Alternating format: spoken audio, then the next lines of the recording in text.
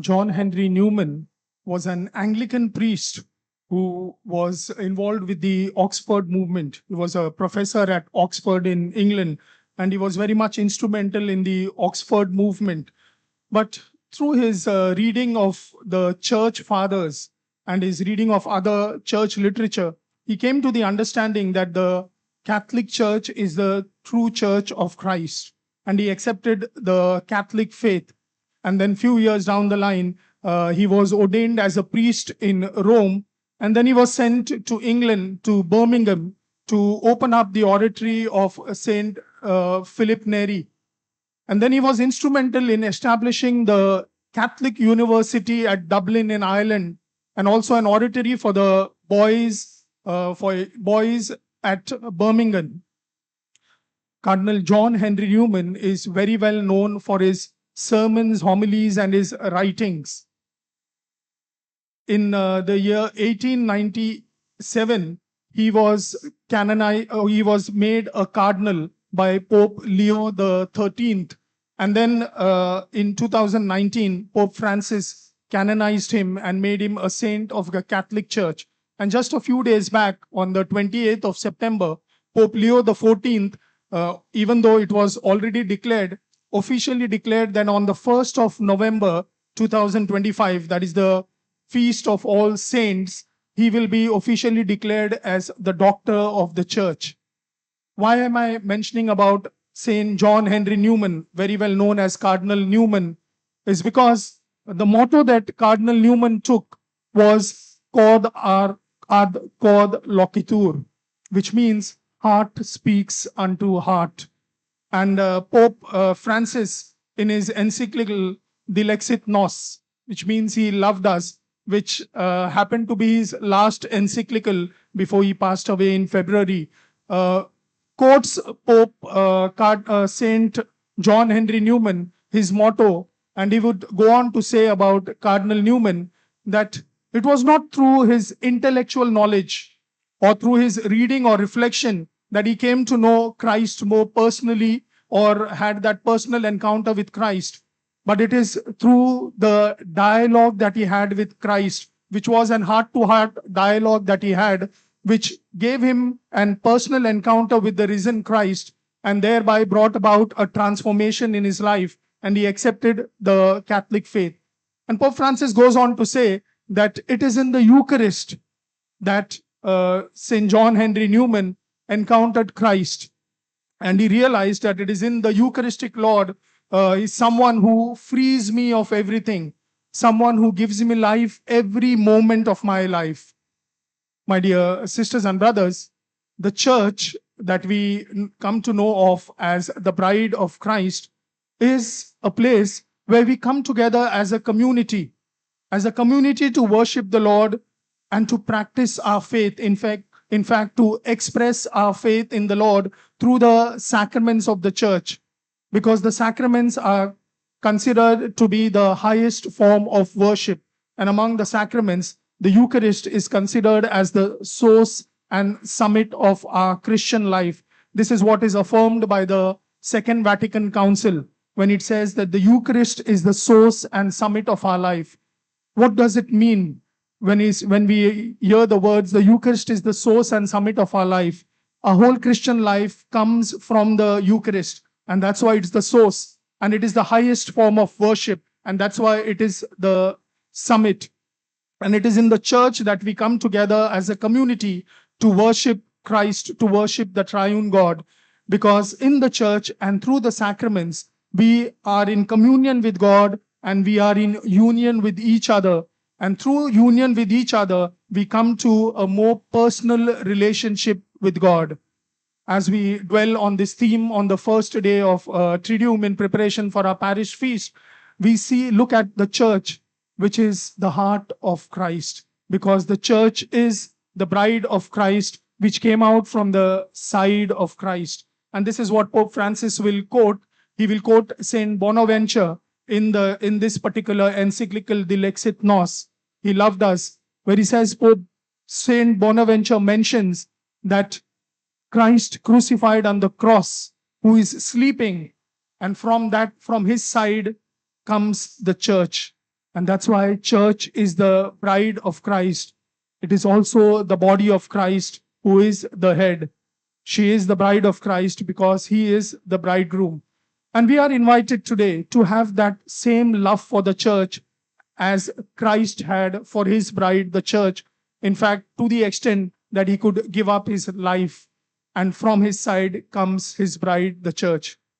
My dear sisters and brothers, Pope goes on to also quote St. Augustine when he says, St. Augustine mentioned that from the side of Christ came the church, and it is from his side, through the church, comes the sacraments.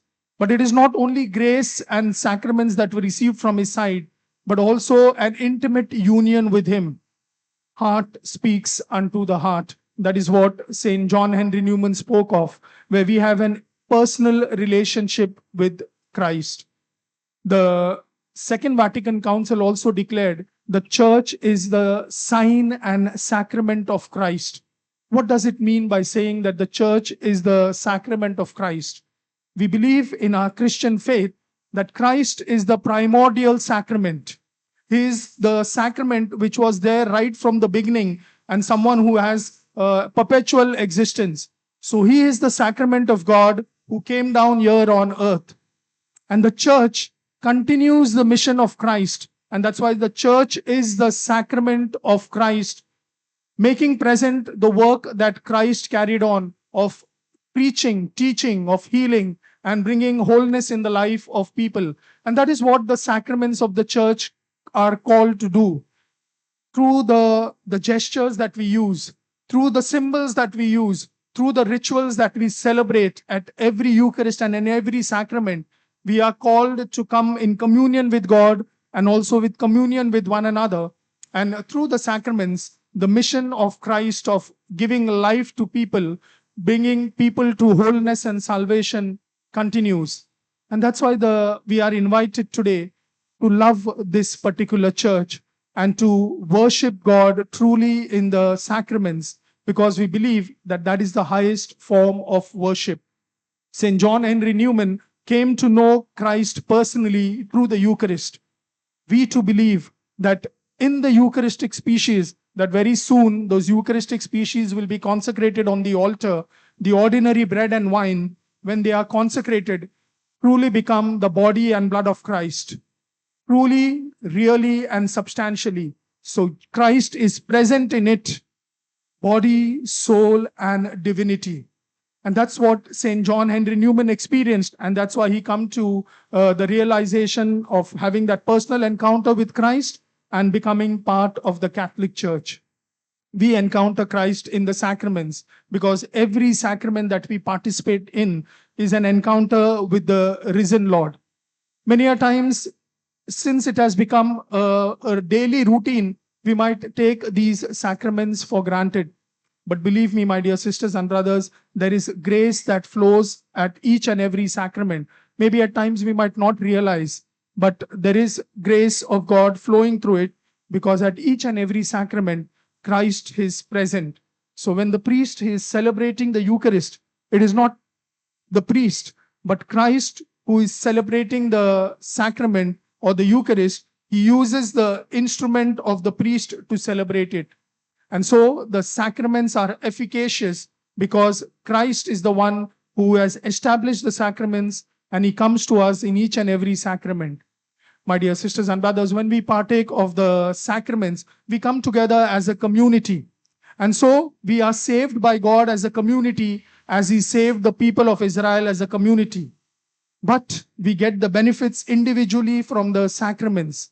And the benefits that we get from the sacraments, or the graces that we get from the sacraments, empower us to continue the mission of Christ that he has given to the church. And since we are the people of God, which is the other name for the church, we too are given the same mission by Christ of carrying on his mission of bringing wholeness in the lives of individuals, making a difference in the life of individuals. And that's why we need to be connected to the church, come to this space physically, participate in the communitarian and spiritual activities, draw nourishment and strength from the sacraments, and thereby go out and carry on the mission of Christ. But we see nowadays that this nourishment that we receive from the sacraments is on the decline.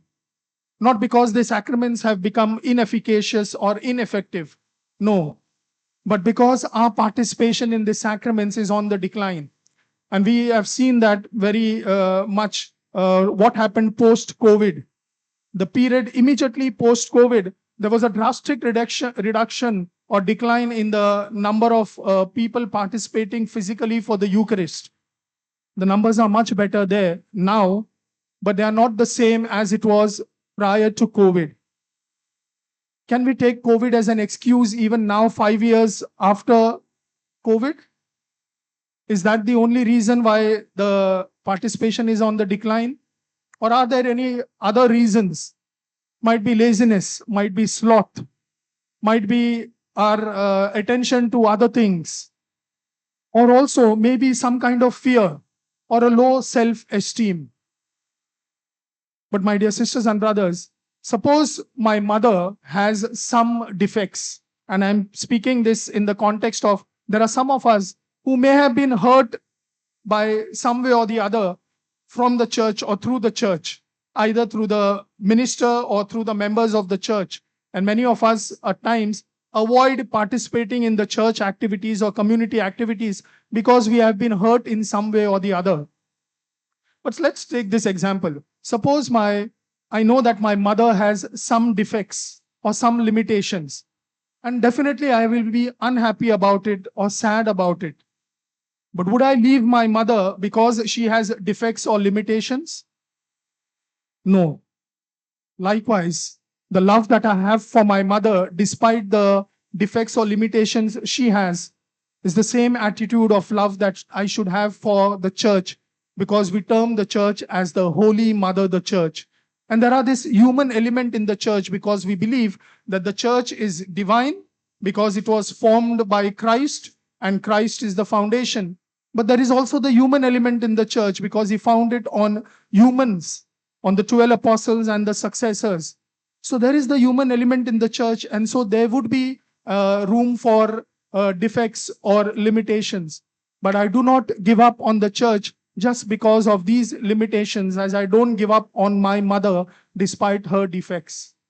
My dear sisters and brothers, it is through the church that we have been given new birth, rebirth, or entry into being the community of Christ, brothers and sisters, and adopted children of God. Pope Francis in 2016, as you would know, had declared the extraordinary Jubilee Year of Mercy. This year we celebrate the ordinary Jubilee Year of Mercy. Every 25 years in the church, we have the ordinary years of mercy. But in 2016, he declared the extraordinary Jubilee Year of Mercy.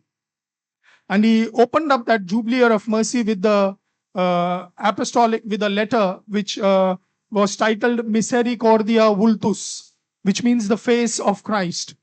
And he began that letter by saying, Jesus Christ is the face of the Father's mercy. And then in one of his general audiences during that year, he spoke about, when he was giving catechesis on the mercy year, he mentions that the mercy in Jesus and in each one of us is a journey. It's a journey that moves from the heart to the hands. What do we mean by this being a journey from the heart to the hands? The Pope went on to explain that mercy that I receive in my heart, the heart that is touched by Jesus, the heart that is healed by Jesus, that mercy cannot remain in my heart, but it flows through my hands to others. So the mercy that I have received from God, I cannot keep it to myself, but through the corporal and spiritual works of mercy, I will pass on or will express that mercy to others. So mercy is a journey that flows from the heart to the hands. The heart, which is one with Christ because of a one-to-one dialogue and encounter with Christ. The mercy, that healing that I receive in my heart, I transform or transfer it to others. And then he goes on to say an incident which is very interesting. He says, during that Jubilee year, he met one of the bishops. And one of the bishops told him that, Holy Father, I have made 2 doors of mercy in my cathedral. As you would know, in that year, there was a door of mercy which was opened up in different places around the world. Even in our diocese, it was opened up at the Holy Name Cathedral, at the Basilica of Mount Mary's. But the Pope had told to open just 1 door of mercy. This particular bishop opened 2 doors of mercy in his cathedral. And so the Pope also was uh, confused and asked him, Bishop, why did you open 2 doors of mercy? And so the bishop explained, Holy Father, 1 door of mercy is to enter through the door of mercy. I enter the church through the door of mercy. I ask for forgiveness. I receive the sacraments, and thereby I receive the grace and mercy of God through the sacraments. Once I have received the mercy of God through the sacraments and through the church, I now exit through the exit door of mercy. Having received mercy, now I exit through the other door and give mercy to others, or express the mercy of God to others. And Pope Francis was very much appreciative of what that bishop had done. My dear sisters and brothers, as we prepare during this Triduum for our parish feast, we have come together as a community, and we are invited to take part in all the community activities, the spiritual activities as a community, and not just the spiritual activities in the church, but the various associations that the church has opened up for us, so that we too become what is known as a participatory church, where all are included and no one is excluded, as happened in the early church, which we read in the Acts of the Apostles, that they did everything in common. Let us come to this church, the bride of Christ, loving her as Christ loved her. And I would conclude with the words or the prayer of Saint John Henry Newman, because I began with him. And I would invite you to close your eyes as I say this prayer, because this prayer again is used by Pope Francis in his encyclical, Dilexit Nos, He Loved Us. O most sacred, most loving heart of Jesus, thou art concealed in the Holy Eucharist, and thou beatest for us still. I worship thee then with all my best love and awe, with my fervent affection, with my most subdued, most resolved will. O my God, when thou dost condescend to suffer me to receive thee, to eat and drink thee, and thou for a while take up thy abode within me, O make my heart beat with thy heart. Purify it of all that is earthly, all that is proud and sensual, all that is hard and cruel, of all perversity, of all disorder, of all deadness. So fill it with thee, that neither the events of the day nor the circumstances of the time may have power to ruffle it, but that in thy love and thy fear it may have peace. Amen.